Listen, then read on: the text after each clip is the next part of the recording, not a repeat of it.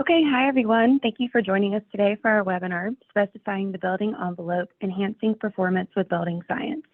I'm Natalie Carney, and I will be your moderator for today's presentation. Before we begin, I would like to quickly go over a few logistics. If you have any questions or concerns throughout the webinar, you may submit them at any point during the presentation via the Q&A or chat feature at the bottom of your screen. We will address these questions live at the end of the presentation. Also, just a quick disclaimer, the information provided in this webinar is to not be used as a substitute for professional engineering design and/or documents required by building code, contract, or law. Please refer to the manufacturer's specific application guides. Additionally, we will follow the webinar today with a survey. This is your opportunity to provide us with feedback on how we did today, ask any additional questions you may have about the topic of the webinar, or suggest new topics for webinars you'd like to hear in the future. Now with that, we will dive into some introductions and I'll hand this over to our presenters. Good morning, everyone. My name is Dwight Stone. I'm the Building Enclosure Consultant for Johns Manville Insulation Division. My background is primarily architecture and a decade as a specification consultant here in the Denver area, and then I've spent the last 9 years in technical sales at JM, both on our roofing division and insulation division. I am based in Denver, but available for presentations throughout the country if needed. And here's my contact information, and I'll pass it over to my associate. Hello, everybody. I am Jesus Perez. I am the Architecture and Design Specification Representative, Insulation Division as well. I have been with Johns Manville for over a year and a half in this technical sales role. A little bit about me. So I got my bachelor's degree in construction management from Colorado State University in Fort Collins, Colorado. Then after college, I worked for a general contractor in the Pacific Northwest. I was a project engineer for over 2 years.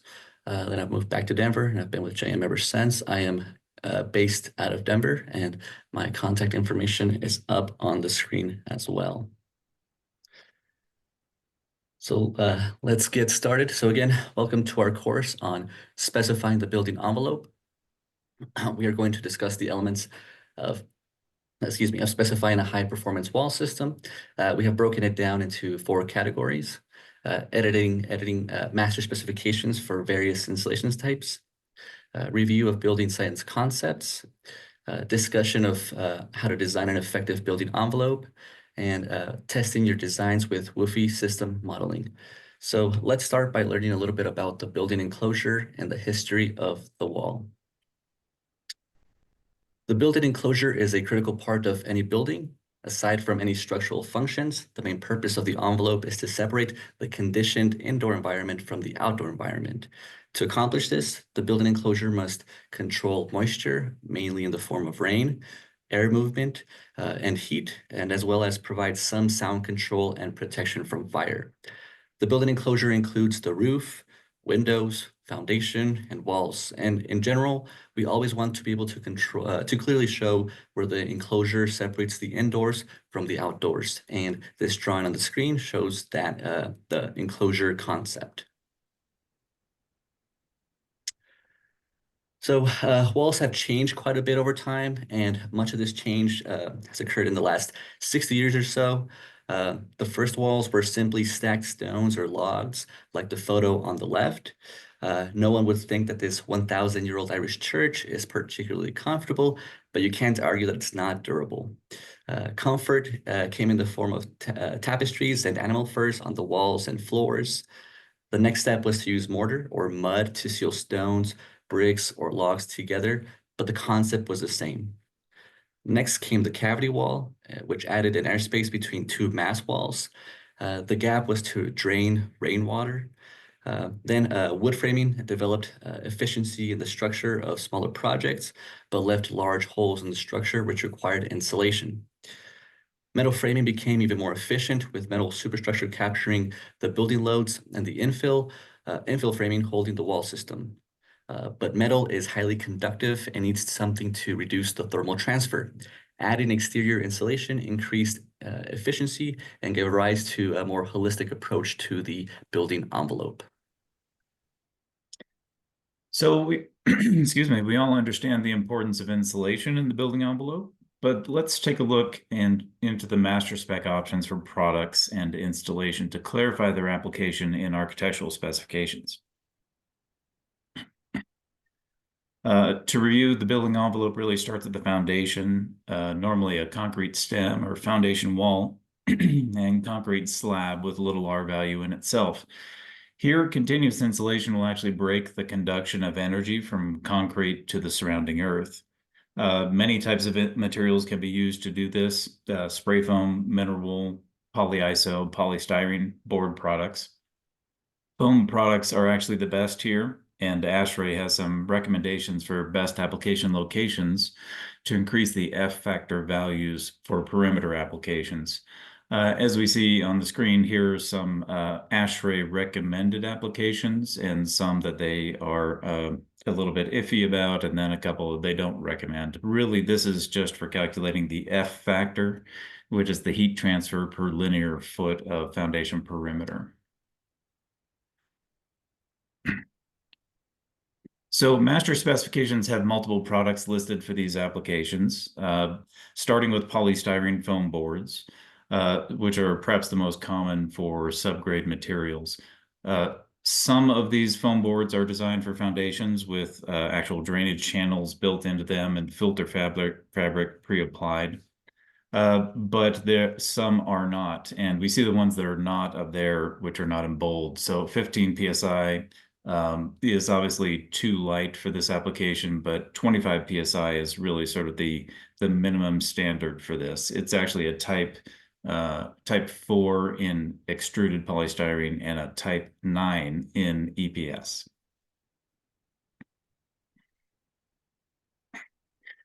Polyiso board is actually a suitable foundation that has the added benefit of being a water and vapor retarder as well. The foil facers can actually be taped for an extra layer of water resistance at the foundation walls. Usually these are temporarily adhered until backfill, but they can also be attached with nail-driven fasteners like we see below, or adhered mechanical spindles or standoffs that can actually provide additional options for drainage. As an aside here, Johns Manville has added a new product for these applications called our AP Foil 25, which is building on our success with our AP Foil exterior sheathing and CI Max for interior applications. AP Foil 25 has the same PSI and performance as products like Thermax and a lower cost point for commercial and residential applications. For installation of products at the building slab, faced products can be taped to eliminate the need for a separate vapor retarder, whereas the standard polystyrenes require a separate vapor retarder to block the vapor flow that can damage floor finishes through a concrete slab. This can be especially useful in areas which require radon mitigation as well. For foundation wall vertical applications, there are two primary ways to attach the insulation vertically. If the installer does the waterproofing, they can simply press the material on while it's still tacky. But after the water or damp proofing dries, any standard construction adhesive can be used to temporarily hold them in place until it's backfilled. This is where the master spec has developed its standard installation requirements. But once those go out of above grade, in the enclosure above grade, adhesives can no longer be used. So once up, an additional drainage mat can be added that creates a drainage plane between the earth and the insulation face. This also functions as a protection for the board products in case there are rocks that can puncture the material. Other low-cost alternatives are roll roofing and other materials. So once the enclosure moves above grade, continuous insulation is the name of the game. It's most effective when it's, of course, continuous. So maintaining that unbroken line from subgrade to roof is ideal. Should extend from the foundation through the exterior wall to the roof in a line that's really broken only by windows and other openings. The detail that we see on the left here shows the slab insulation broken by the keyed footer only, and then continuing up foundation to the top where it transitions to a framed floor truss and a wall system. Note the insulation does remain on one side of the wall, but it actually can move in or out based on the requirements for the environment. It only breaks really for structural and water management purposes.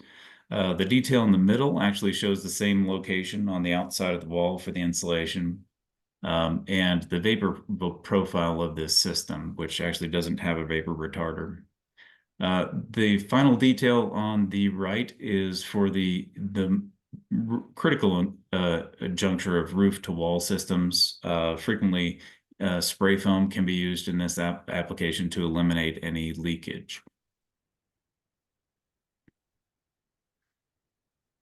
Materials for the above grade applications do change slightly from subgrade. You can still use mineral wool and foam plastic products on the exterior, but now you don't have to worry as much about compressive resistance as really fire resistance.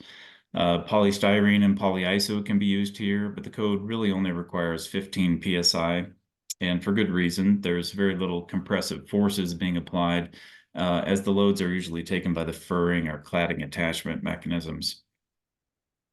So all of these listed products here qualify for this type of application, but only XPS and polyiso have truly tested the NFPA 285 requirements with cladding systems.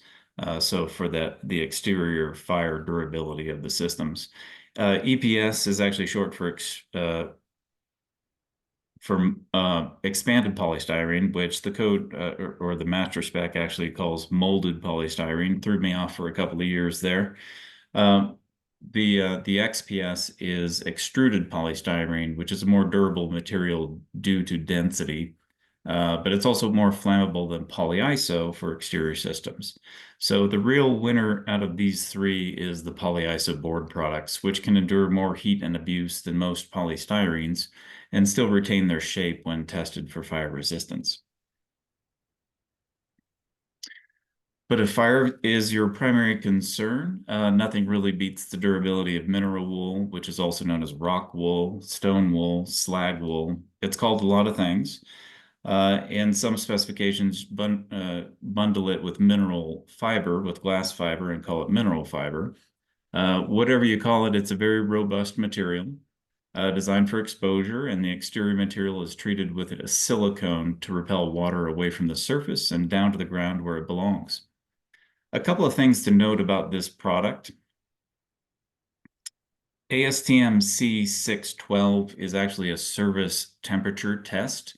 And as we note in the master spec specifications, there's 1A, 1B, type 2, type 3. And as we see listed on the right, here are the temperature settings or requirements for those classifications. So the minimum requirement, most of these materials actually meet the type 4 requirements. So setting them at lower levels is really not beneficial. Another point is only interior curtain wall products do have the foil facers that are referenced there attached to them. This is for installation and taping to the frame to create an interior air barrier. Anything on the outside of that would then be technically outside of the air barrier, but this is not used for exterior cladding materials. The primary difference between the cladding products that are being used or specified is the density of the material. We see 4, 6, and 8 pound in the specifications. Most products are actually 4.5 pounds, and then 6, 8, or even up to 11 PCF. Once you get up there, that material is very heavy. It's a little bit more difficult to install and keep in place. Most applications actually require 4.5 to 6 PCF with the same R value as the other densities. So unless you're attaching directly on top of it and trying to reduce compression. So another point to consider is really dual density products, which are on the market today. How do these compare with standard or full density products? They have a base layer of 3.8 PCF and a half-inch top layer of a higher density material, 6.2 PCF in this example on the right. So in this application, a question for you, what is the actual nominal density of the material? Or we don't have a nominal density, we have an average density. So at 2.5 inches, the average density is 4.3 PCF, which is equivalent to the standard 4.5 full density materials. At 5 inches, it's an average density of 4 PCF. So it's going down as it increases in thickness. It may perform as well as a standard full density product, but in reality, you're getting less material. So is it shrinkflation? You be the judge. Exterior insulation fasteners are actually vary depending on the substrate that's being attached to, of course. Structural wood sheathing and wood or metal studs can actually hold a screw with a plate. Concrete can take a power-driven fastener. Spindle anchors are a nice alternative to these power-driven options that can actually be adhered directly to the concrete and don't compress the material. These can be applied overhead for exposed applications or used with standoffs to allow for drainage or air movement behind the material.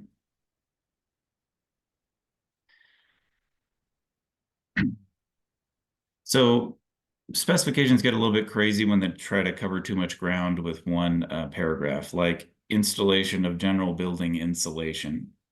It's a lot better to break these out into the specific areas of installation to ensure the clarity of application for the contractor. Examples here are really for cavity wall and curtain wall applications. Note that stud cavities fall under general building installation. MasterSpec and other programs default to adhesives for board products. As noted here, adhesives are really not the best way for long-term installation. Fasteners are usually required by manufacturers for permanent placement. Cladding systems and masonry ties offer some additional retention, but fasteners will keep those board products where you want them over the life of the installation.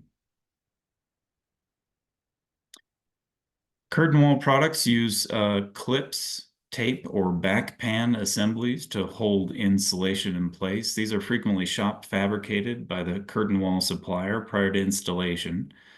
It's important to note that when a curtain wall insulation facer is fully taped to the frame, it can then form an air barrier, and the insulation, as we mentioned before, is technically outside the building air quality requirements. So of course, mineral wool can be cut to form fire safing at the slab edges. But did you know that fiberglass boards, like our Insul Shield Black, shown here, can be used as curtain wall in conjunction with fire-safing materials at the slab line? This may be the best solution for some exposed applications. Once the envelope reaches the roof, there are lots of other elements to consider. A steep roof can be simply overlapping shingles that shed the water very quickly with insulation underneath. Flat roofs do need to be more robust, and as the water flows very slowly towards the drains, and usually maintain the insulation above the roof deck. These roofs do require proper design, specification, installation, and I'm going to say testing to meet envelope energy and performance requirements. Other roof types may use green roof systems to complete their designs.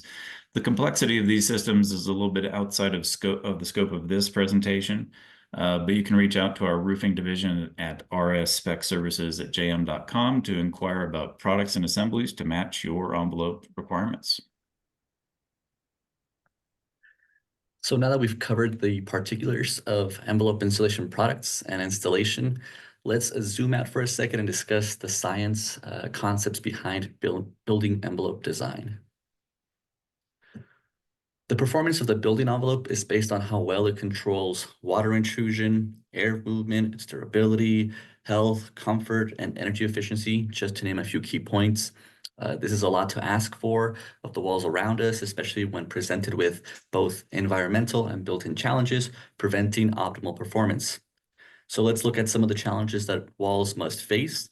So we have water in terms of rain and condensation, airflow consisting of air leakage and wind washing, heat flow, which is made up of conduction, convection, and radiation. And walls also need to address structural, fire, and sound requirements, but we won't have time to dig into those topics today. So water is without a doubt one of the most, if not the most, damaging element to a building. Moisture accumulation can cause significant damage to the building structure and degrade the wall assembly's insulating properties. However, some water will always find a way into our walls. The important thing is to let the water dry and not to design in water accumulation. Water can get into and out of a wall system in 3 ways. So bulk water can leak into the wall. Moisture can come along with air leakage. Water vapor can diffuse through the building materials as it moves from high pressure to low pressure. And a discussion of how to manage rain with your wall system could also take up an entire separate seminar, so we will only touch on it briefly today. So because rain is so important, we will cover the basics of rain control for walls. So all walls, without exception, need to have some kind of drainage plane. And it's important that this drainage plane is continuous. So from the roof to the wall system, it needs to act as a continuous drainage plane. The material must be water tolerant, so able to get wet without falling apart, and also water repellent and non-wicking. The drainage plane should be paired with a small gap to allow water to drain away. So we want to let gravity be our friend and to break the surface tension wherever possible.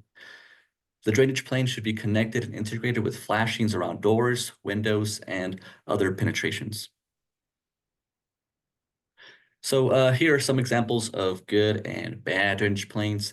So this photo right here is of a historic building in Toronto. So even though this building is heavy stone, there are still features protecting all the window openings, helping kick water away from the building at multiple levels. And the second photo shows an example of a drainage problem. The inset window on this condo collects water from the roof and deposits it on the ledge outside the window. This building is wood framed, and this extensive and repeated wetting will lead to the damage and rot shown in the photo underneath. And the last photo illustrates some of the challenges with modern buildings where multiple types of walls and cladding types get used together, assuming these systems transition into one another. These systems are written into specifications in completely different sections, and compatibility is up to the architect or manufacturer details. So the second most important element to control is vapor in air. But first, we need to understand how water and air interact. Psychrometrics is the study of heat and moisture in the air. And the basic concept here is that the same chunk of air can hold different amounts of water vapor at different temperatures. The hotter the air, the more room between the air molecules, and so there is more space to hold water vapor. A psychrometric chart is a tool to help visualize these concepts. So think of humidity in 2 ways. Absolute humidity, which is the amount of water vapor in a given piece of air. This does not change with temperature.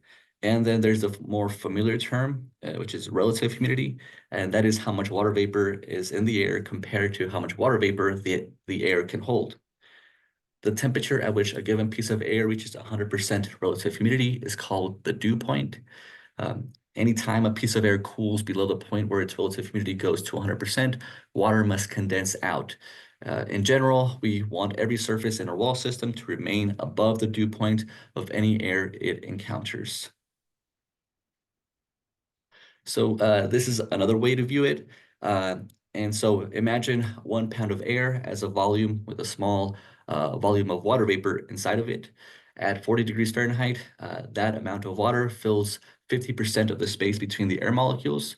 And now if we increase the temperature to 60 degrees Fahrenheit, the volume of the air expands and the same water fills only 26% of that airspace. And then increase the temperature another 20 degrees Fahrenheit, and the volume nearly doubles again, reducing the relative humidity to only 12%. Cold air is much denser and heavier than warm air. Cold compresses the volume like a sponge, squeezing out water molecules through condensation.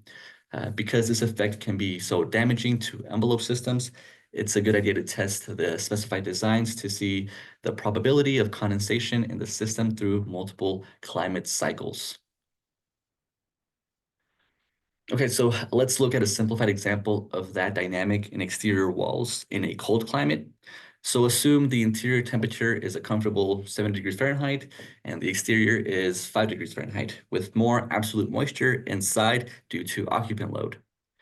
So the moisture will diffuse through the gypsum board and insulation if there is no vapor retarder, and eventually it'll condense on the exterior wall sheathing.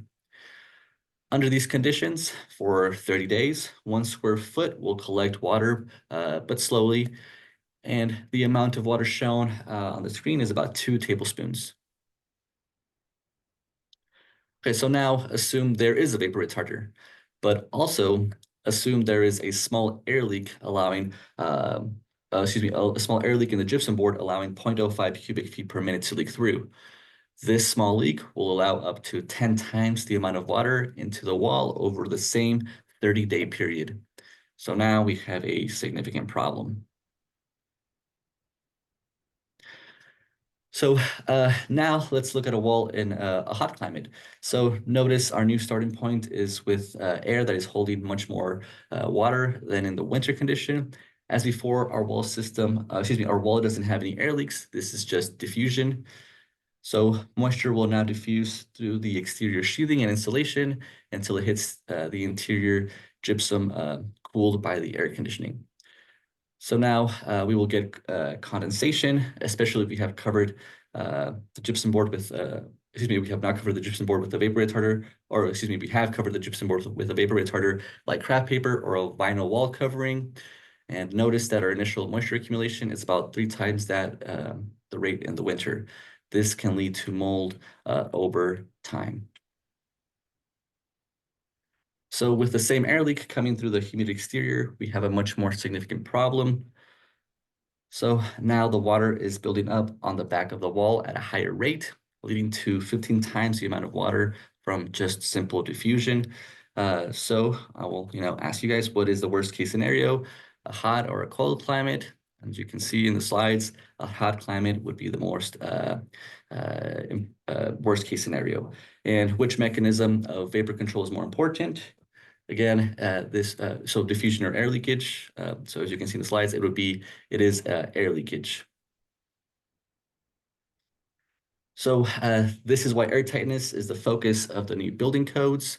This test shows the importance in buildings. So 2 boards were tested, one for vapor diffusion and one for air leakage, over 30 days at a minimum pressure difference.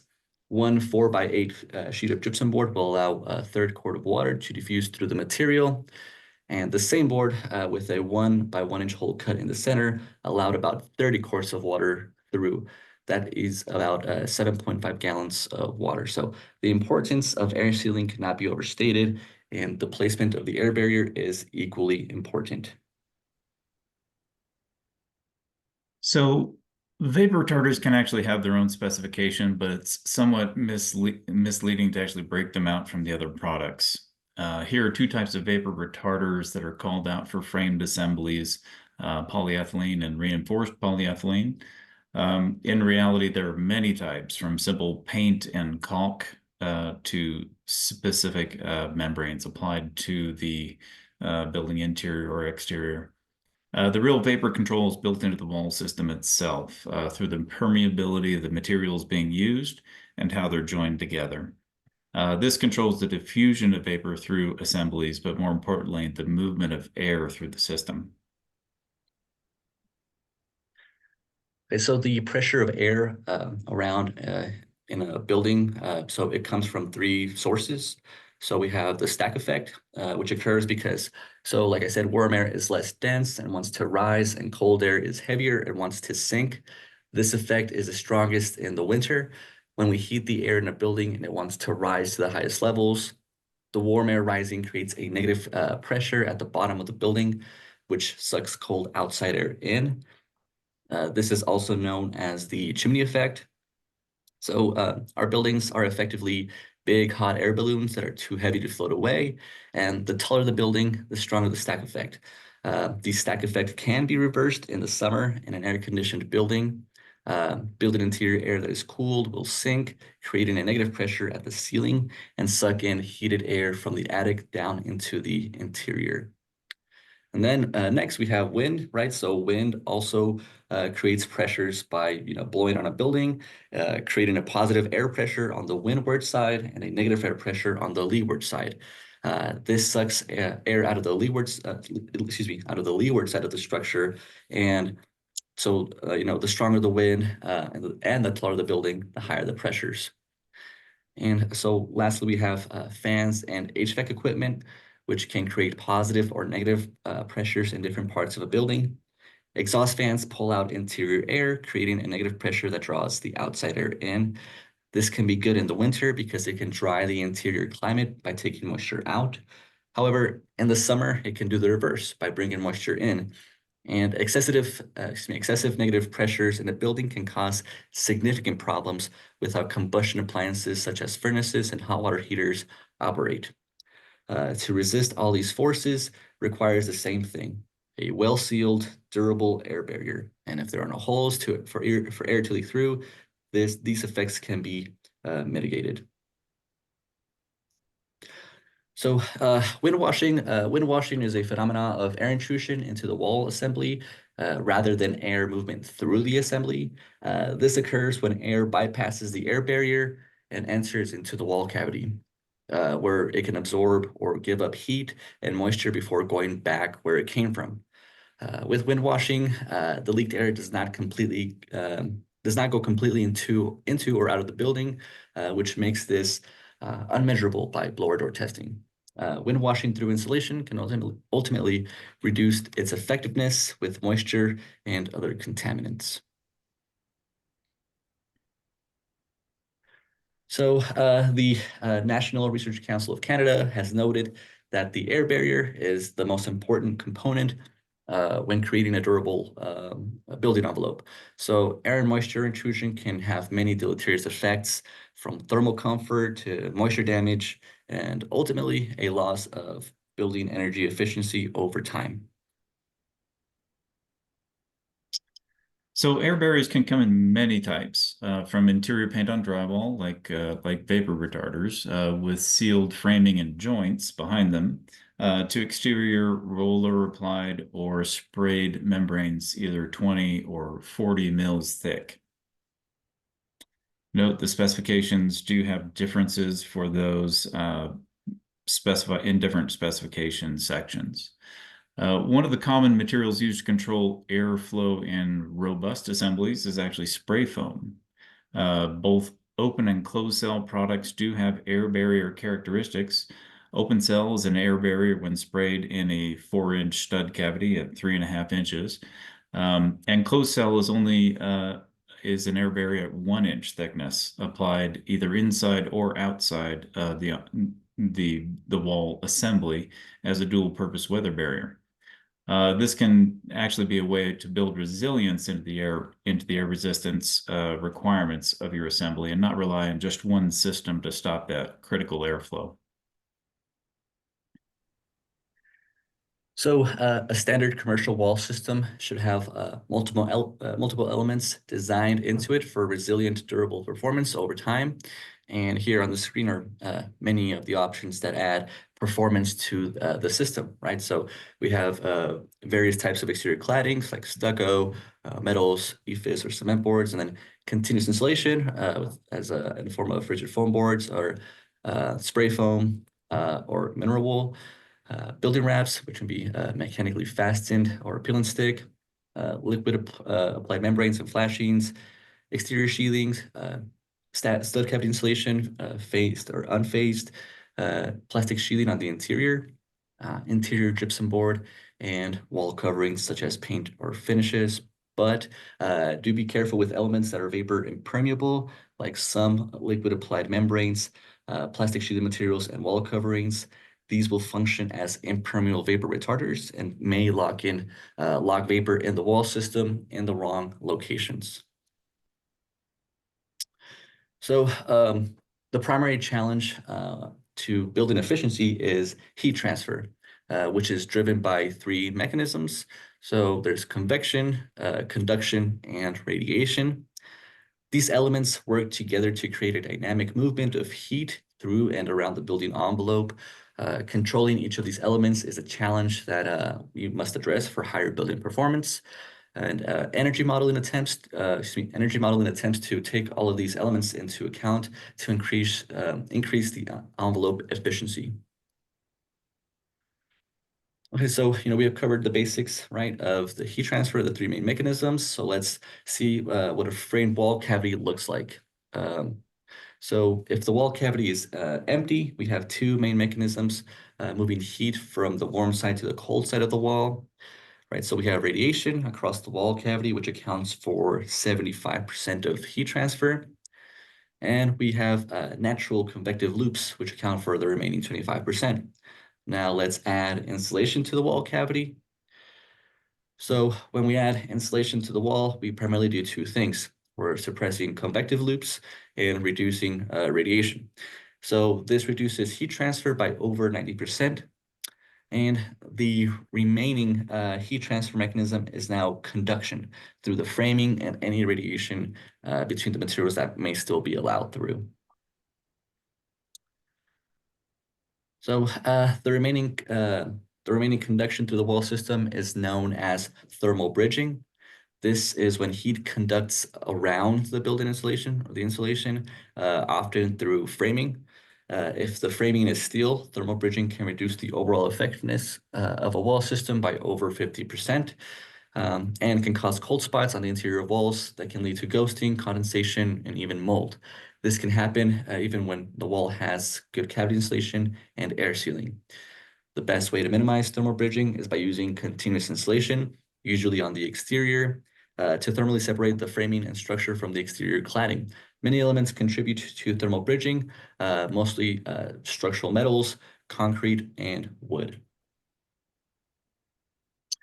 So there are many means to actually address the thermal bridging of the opaque surfaces of the building envelope. Windows are their own separate category. Foamed plastic boards can actually be used as pictured on the left in the two primary types we discussed, polystyrene XPS and polyiso. Polystyrene is a bit more flammable than polyiso and usually best used underground where it's most common. Many types of boards can be taped to actually form an air, weather, and vapor barrier. The closed cell spray foam shown in the middle there can actually be applied to the exterior, sealing around any exterior surfaces and fasteners. This is actually the most effective in masonry assemblies with lots of fastener penetrations. The mineral wool shown on the right is fully non-combustible up to a certain temperature limit, of course, and water repellent with silicone in the binder, but it does require a separate water-resistant barrier placed underneath it as shown as well. So while all continuous insulation is important for envelope efficiency, not all materials are equal. And this is good. It gives us different options. This table actually shows some of the key property differences in the applications. So foam boards can be used as a drainage layer if paired with tapes for the seams. Exterior spray foam doesn't need tapes but may need flashings. Mineral wool boards will drain water but do need that separate drainage layer. All the materials shown can be used as CI with above grade. Water vapor permeability is as shown here and is measured per inch of material. So at 1 inch, these are the values that we see. Polystyrenes tend to be more water vapor open than, let's say, a spray foam or a polyiso with a full facer. Thicker foams of all types will, of course, have lower permeabilities. Mineral wool is designed to be vapor open, and these differences can drive other requirements in your wall assembly. The ability to act as part of an approved air barrier is also important. So different products carry different levels of testing and approval, ABAA being one of the primary testing agencies. Be sure to look for products with, let's say, an ABAA approval, and as these have passed the rigorous tests and requirements of that. R value is another area where materials vary widely. Installing a given R value with one material versus another can actually change the thickness of the wall system itself, impacting the fastener lengths, the cladding attachments, flashings, windows, doors, and ankle supports. Some foam sheathing boards can actually resist wind loads as well, but you need to look for manufacturer's assembly test data on that. Finally, foam plastic CI materials do have to pass fire code requirements for types 1 through 5 construction, and that's that NFPA 285 test we discussed. So once you've selected the correct material for the application, the thickness of each will, of course, change based on the climate zone requirements. Here are some recommended thickness of JM's exterior solutions to meet the prescriptive climate zone requirements 2 through 7. Note there are some physical limitations on the board thicknesses that can be provided. So Cladstone starts at 2 inches and goes up in increments through climate zone 7. And you may or may not find an installer qualified to install 0.71 inches of spray foam. So it's very specific, but of course, these have rational limitations. So it's good to understand building science and how to specify exterior envelope insulation. But how do we know a design is going to work when constructed on site in different climate conditions? That's where modeling the building envelope to test it can be essential in providing the best performance of systems over time. So let's revisit our cold climate wall system. Remember how the condensation formed at the exterior sheathing? Adding exterior CI will change the vapor profile of that wall system, and vapor will not reach the dew point in the new system. The entire wall cavity in this case is conditioned space, and if you've taped the exterior facer, that vapor will not have been allowed entry at all to the wall system. So now let's dial in a little bit and look at the cold climate analysis with more precision. So we can actually create a hydrothermal model of the wall system using a WUFI program and test how it performs in the worst of the last 10 years according to ASHRAE. So let's say we're designing a multifamily residential building in Fargo, North Dakota in climate zone 7. We use our knowledge of vapor management to put the wall system assembly together. We put closed cell spray foam in the 4-inch stud cavity with zip sheathing on the outside, Cladstone mineral wool, and fiber cement cladding. So we would expect the wood sheathing to be the element most affected by moisture. So we want to take a look at that. We can see in this chart on the right that the moisture content of the OSB sheathing cycles up and down with the seasons, but never exceeds that 8.5% water content in the summer on the top, and it dries out every winter. So a summary in the lower left actually shows the minimum and maximum levels of water content in each material over the entire cycle, from start to end, and the minimum and maximum. So running an animation of the calculations, let's see graphically what's going on inside the wall. Just an introduction to this model. On the left, we have the exterior environment. On the right, we have the interior with the relative humidity. In the top portion, we have the temperature, and the bottom portion, we have the water content of each of the different elements in the wall system, which are outlined at the very bottom of the graph, starting from the outside, moving to the inside.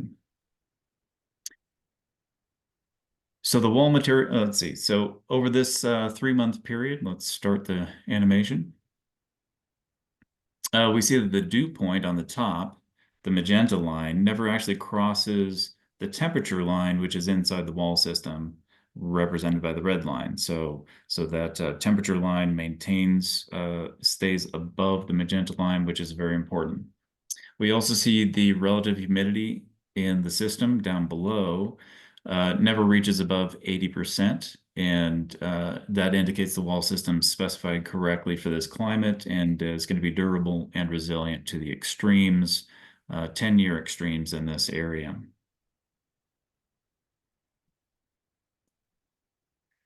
So now let's look at the vapor flow in a hot climate. We talked about having that exterior vapor has a much higher vapor load and is pushing into the wall system.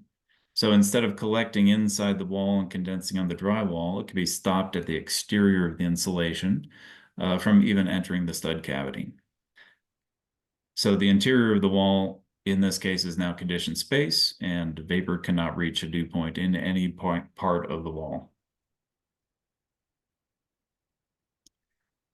So what would be the best design for this climate? We learned earlier that vapor flow is primarily from the hot vapor-heavy air to the cold interior surfaces.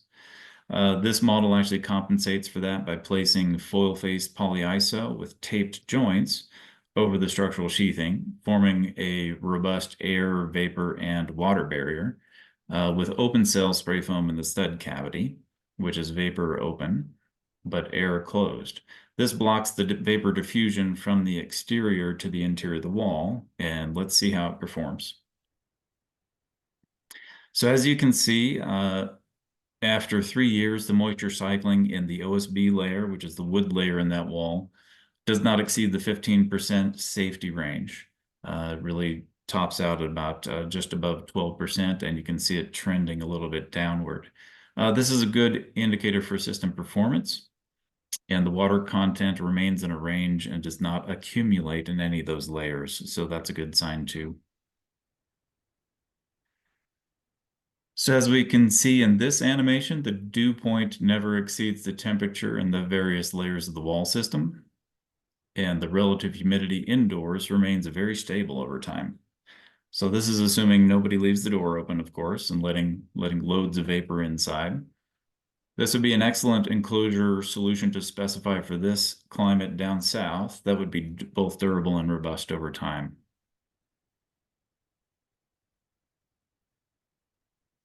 So looking back, we have a clearer understanding of the enclosure concept, how to model, design, and ultimately specify for clarity the best products for a high-performing wall system that is clear once it reaches the contractor and then can be built correctly for many years of performance. As with all complex systems, it's best to trust the science, but also to verify the results.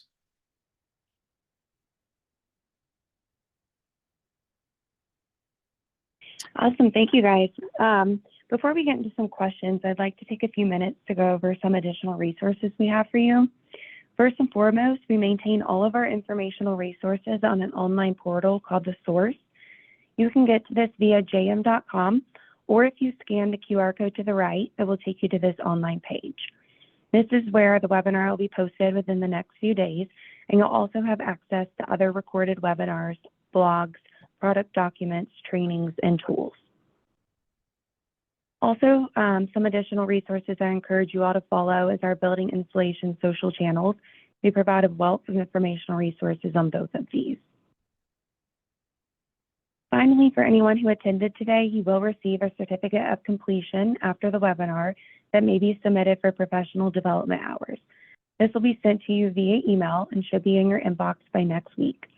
Also, please scan the QR code to enter your AIA number if you have not entered it upon sign up to ensure that you get your credit applied. Again, a recording of this webinar will be posted on the source within the next couple of days. When it becomes live, we'll send you a link for direct access. And now with that, let's take it into some questions. It looks like we had a few pre-submitted questions. So I'll begin with some of those. Dwight and Jesus, I will begin with, I've seen specs where permeability is an issue. Can you address permeability of different materials and combinations of materials? Also, is it important or not? That is a great question. And I appreciate you guys submitting these on time so we can make sure we touch on all the right points. So of course, each product in the weather barrier has a permeability rating. And that permeability, that rating simply applies to that one element. Permeability testing of the entire envelope is much more thorough if you do a WUFI analysis, and that does have built-in permeability ratings for different materials. So selection of materials is important. But the elements that were built into the models that we had were designed for permeability on one side and vapor permeability on one side and not on the other. And really, that's just about the standard rule of thumb. Where it's hot in the winter, you want to put the lower permeability materials, then you want to let it dry out to the other side. Some areas actually don't use they don't try to block vapor. So some areas down south, really, basically, I think it's probably, if they're not going to be air conditioned, half the year, then you don't want to stop the vapor on any side of that envelope. But it's important to sort of look at the permeability ratings, and let's say with a foil or excuse me, with a board product, that is actually a permeability per inch. So increase the thickness as you go up north, and you're going to have a fairly impermeable product no matter what the facers are. So it's important to look at that to add up those permeabilities of materials. And of course, you want to reduce the vapor flow, maybe not stop it, but reduce it on the side that is going to be warm in winter. Okay, thanks, Dwight. Next, we have please discuss building envelope integrity, whole building infiltration testing, and blower door testing. Okay, that's a big question. So envelope integrity, really, you can test by materials, or you can test by systems, or you can test the entire envelope. Sounds like this is a question about the entire envelope itself, which of course leads into the blower door testing and other elements. But that's really kind of a fait accompli, right? So it's after the fact, once the building's already constructed, and you can only address certain things at that point from the surface. So it's important, if you are doing, let's say, commissioning, it's important to sort of get in early and specify the basis of design products that are going to be used, make sure that the connections are done correctly, and then once you're in framing, to make sure that those elements the correct elements of the framing are being sealed, so that when you install the drywall, which is the last chance of stopping air or vapor, then you're not just simply reliant on that drywall material to do the remainder of the job. If there's, you can put multiple air barriers in a system and you're not going to hurt any part of the system. But permeability of those materials is, of course, the key. So if you're going to have multiple, one on the outside, one on the inside, keep the permeability in mind, as we talked about.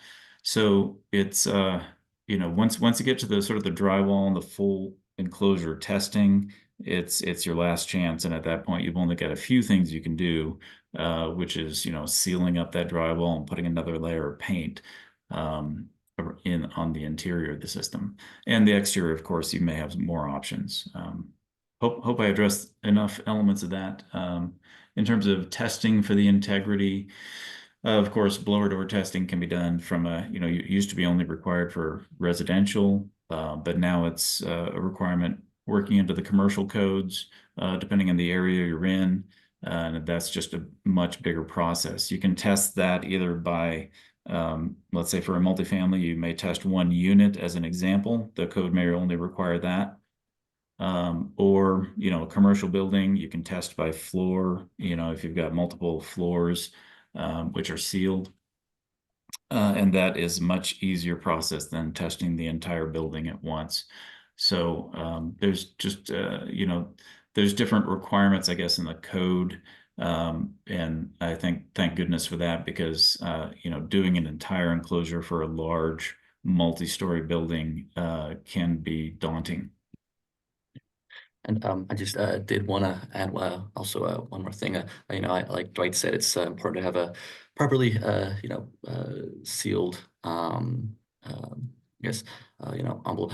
having it be properly sealed. And there's things like wind washing that you can't really be tested by the blower door test. So just kind of I guess thinking about that all beforehand, and just making sure that you have a nice air barrier located as well is important as well.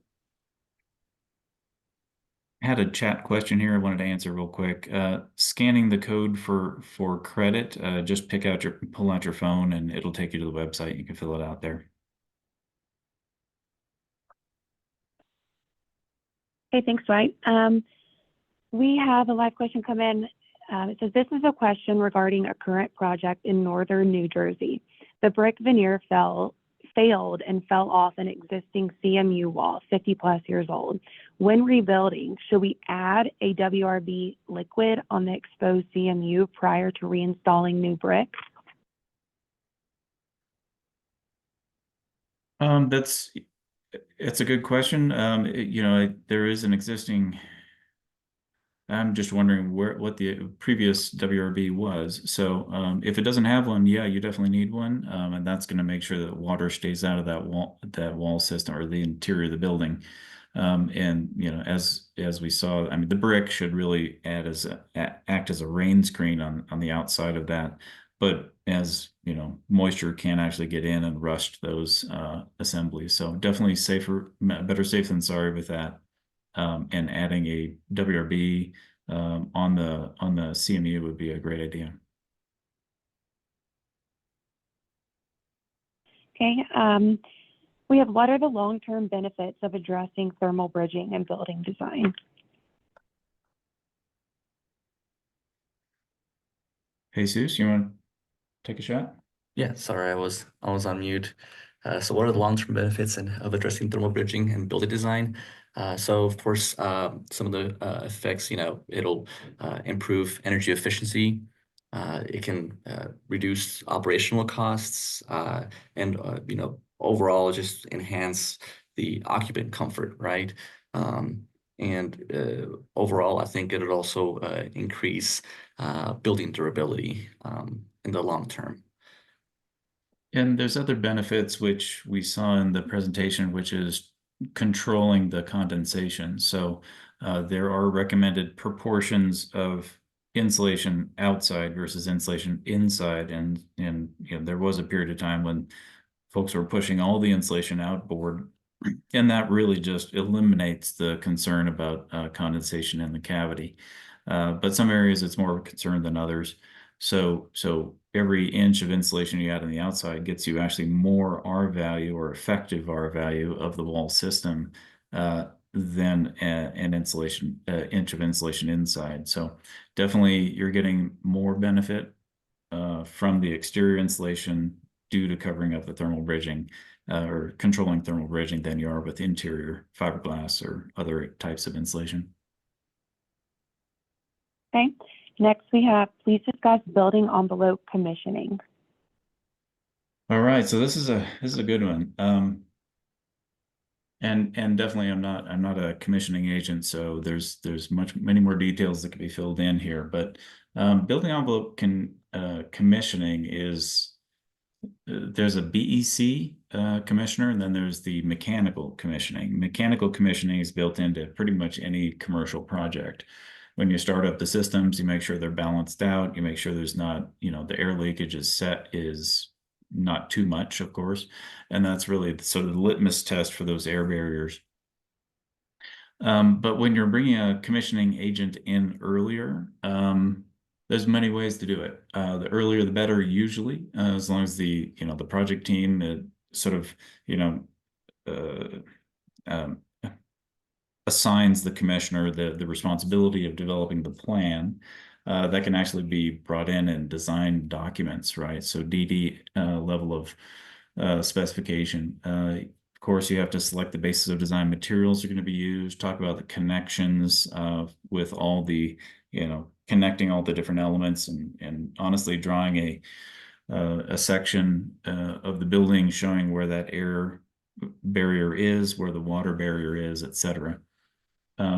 Is helpful. But the commissioning agent, the CX, will actually develop a plan, and then get buy-off from the owner and architect, and then once it gets into construction, it gets really busy, right? So you have the plan being implemented, you have construction checklists that are developed, you have on-site testing, functional testing of the different systems.